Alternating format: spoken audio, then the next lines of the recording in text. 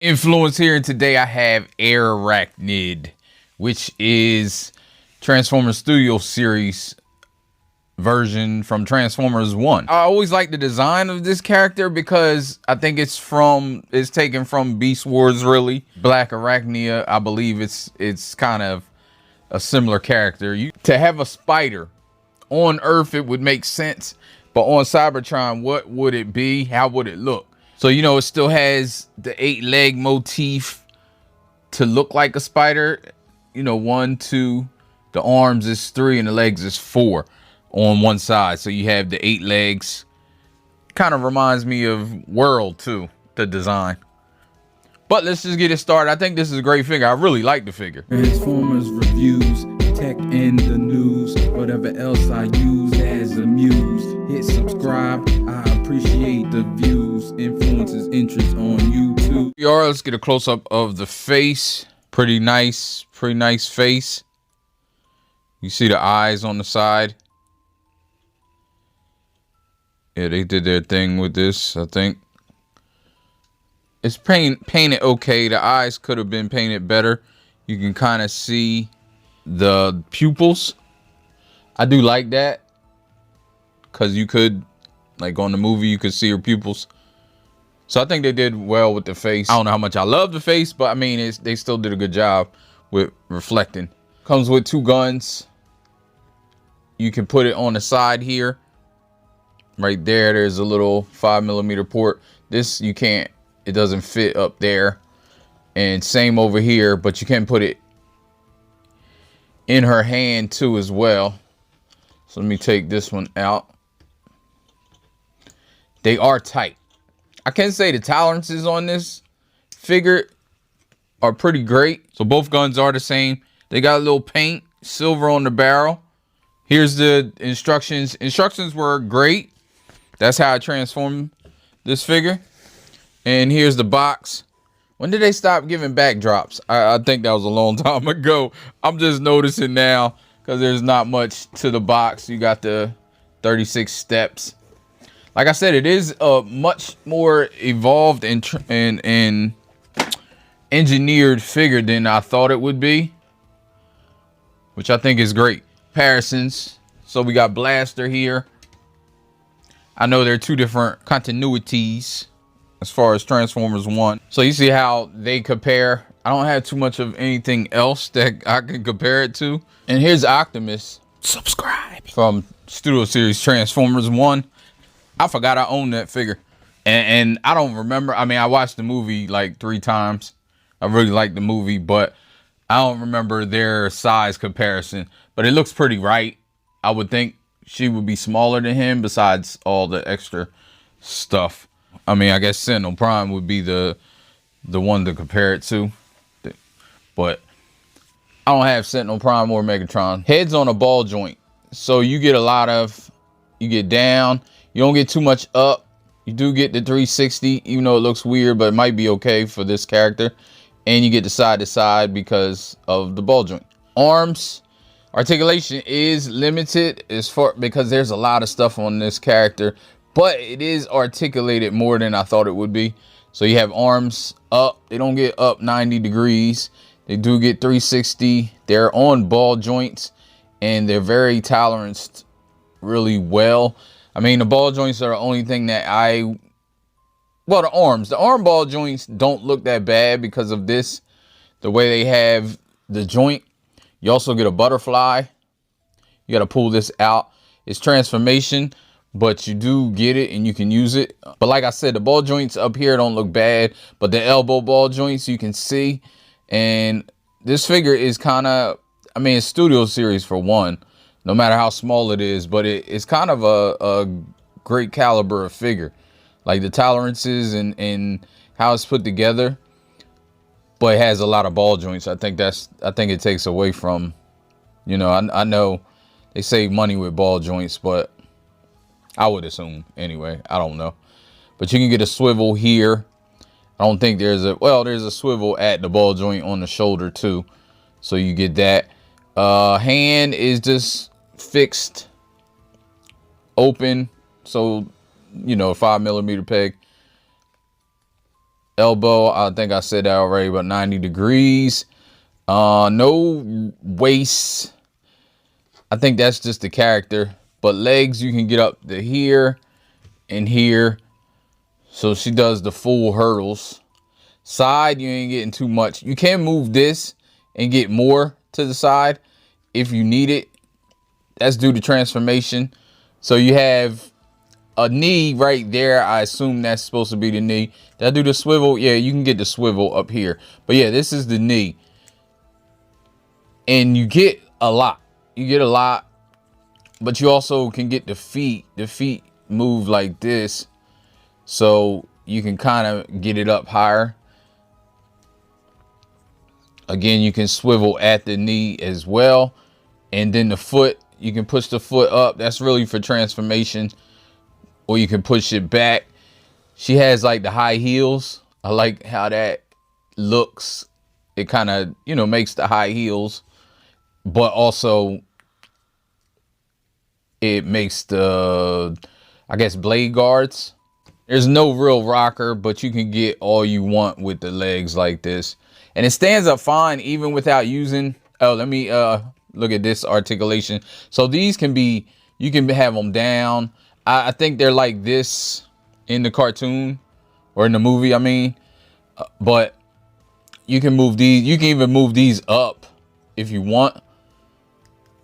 They're actually supposed to go up in vehicle mode, alt mode, but you can have them up if you want. They don't really impede anything if you don't want them out for the character. I mean, the character had them out, so, and they're on ball joints, so you can move them all over the place. They move every which way.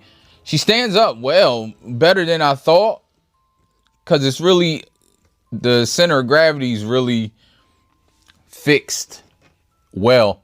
Like, even if she's moving, like bending over a little bit, straight up and down, it's even forward a little bit, but because of all this, it kind of offsets everything. But you can get her back a little bit, and if you really need, you can use all these arms. Like, the arms can reach to the ground and kind of be used as a prop to prop her up. But you can get all types of poses with this as well, with the arms. Have them out here like this.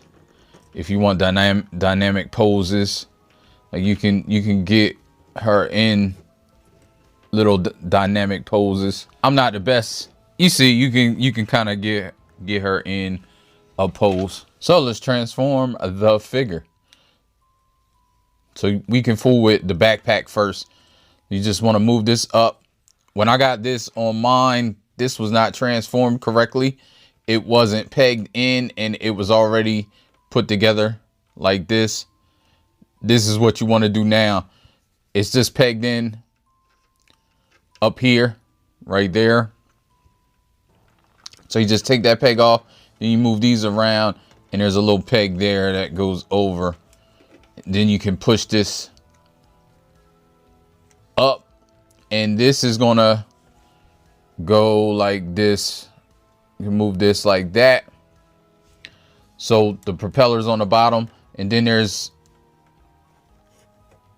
propeller that you can move out and move out.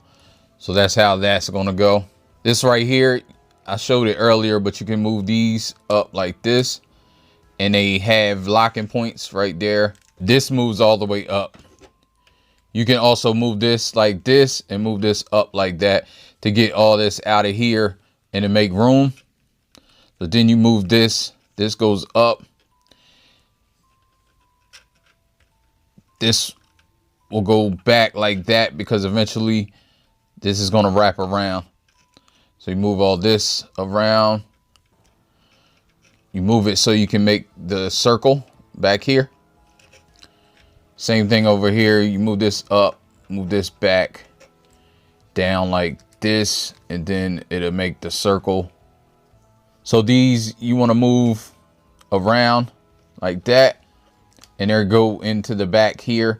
Then you can put these together, like plug them together. I move these things first, They don't tell you to do that, but it's hard to get around this peg right here. Even though you see the peg should be, yeah, it should be inside like that. And then you can plug these together. Plug that together, plug this together. And then have this like this. Now with these pegs will go also, this one goes up there and this one will go into there. And make sure you have this correct.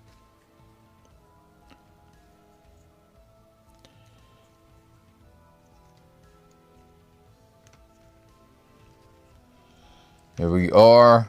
Plug this.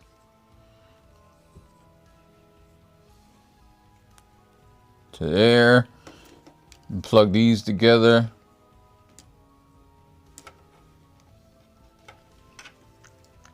And then if your circle's off, you can kind of get it right. And that's this backpack. So you just move this out the way. Now the arms, lift this up, flip these around, flip it back because the fist won't go over this. So you want to flip the fist back and then you want to flip it forward. So it only goes one way. If you flip it this way, you see it hits right there. So flip this over, move that back down. Now you can move these arms out, this, and you're going to move this all the way around. It's on a double hinge here, and you're hinging it all the way like this. Just up a little more. You can move this chest out too. I know I'm doing a bunch of stuff at once, but it's very intuitive and to do. So I pop this chest out. The head's going to go in. But another thing they don't really tell you, as the head goes in, there's a little piece right here that pops out. If you can see that, like when you push the head all the way in, this piece will pop all the way out. Let me see if I can get it to pop out. There we go. It pops all the way out and it actually grabs a portion of this right here. You see this notch? It's going to grab it. So it's harder to me to put in the arms past this notch. Why the head's already in and this notch is back all the way. So I'll push it out a little bit. You still got the head down so you can get this all the way. Well, not all the way, because let me see how far it goes. Yeah, you can get this out of your way. And then what you're working with is right here. So I'll show it from this angle as well. And you're getting that like this. So I just keep the arms down more. And then you can get it like this. And you get this one like this. They hit each other and they kind of sit there. Again, move this out a little bit just so you can get to this. And now you can move this head all the way and you can see that piece come out and it's going to grab on. It should be, this should be in the middle of it. So you should be able to grab that piece on.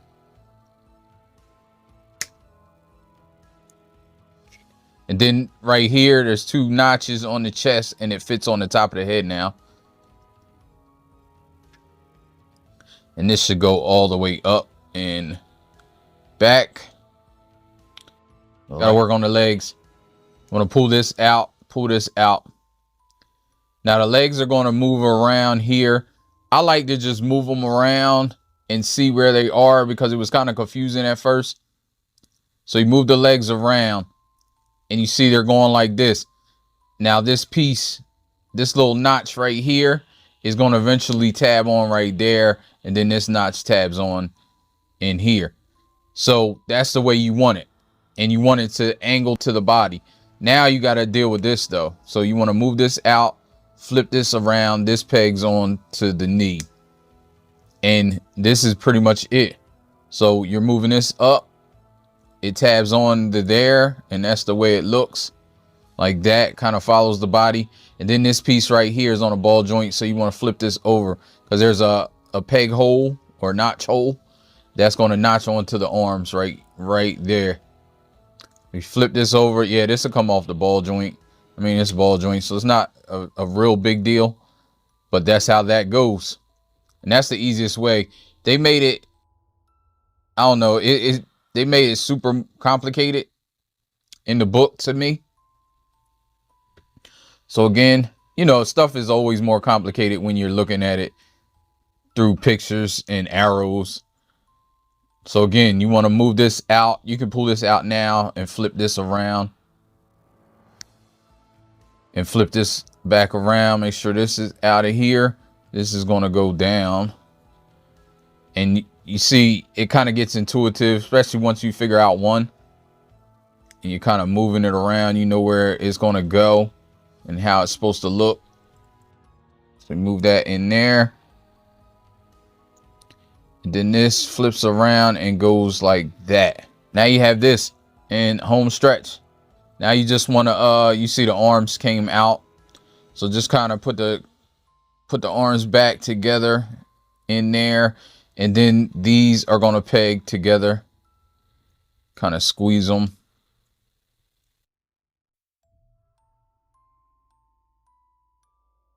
Like that. And there's pegs under here that's supposed to peg into the arm.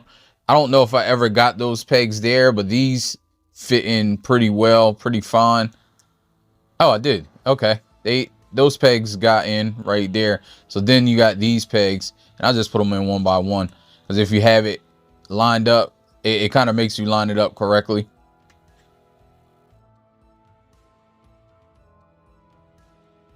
Then you add the guns, bring the guns in, and you can add them to the side of the arms. Maybe you want to do that before, because it will push the arms out of the socket. Oh, no, it didn't. Maybe it was the first time when I didn't get that peg in. And here's the alt mode, which, I mean, it looks like it did. It's just like a drone with one big helicopter on the back and two blades. What are they? Rotors, I guess, on the front. Kind of like a traditional drone. You can move this. It does hit. I don't know what it's hitting because it is loose. It's not the tightest thing, I guess, to make it. Oh, you can't see that. There you go. Like it moves up and down. So it hits here, I believe. Yeah, it does. It hits there. There's nothing you can really do about that, I don't think. Yeah, this is all the way up. So it's just a design. It's really narrow, and it would be okay if this ain't moved like this. But other than that, everything else is pretty dope. It's, see the front. It does look a little unfinished, but I think I'm thinking it's close. I'm gonna put comparison right here to the movie. Doesn't do much else. It is a little bland. It's all one color. I mean, that's accurate. And let me show you next to Sideswipe. It's about as big as Sideswipe, masterpiece vehicle. But that's it for this review. So thanks for watching for Airachnid from Transformers 1. And I'll get up with you in the next one. Peace. Ain't no, life ain't no, life ain't no, life ain't no. As long as you alive, you can give another try and take it real high if you want.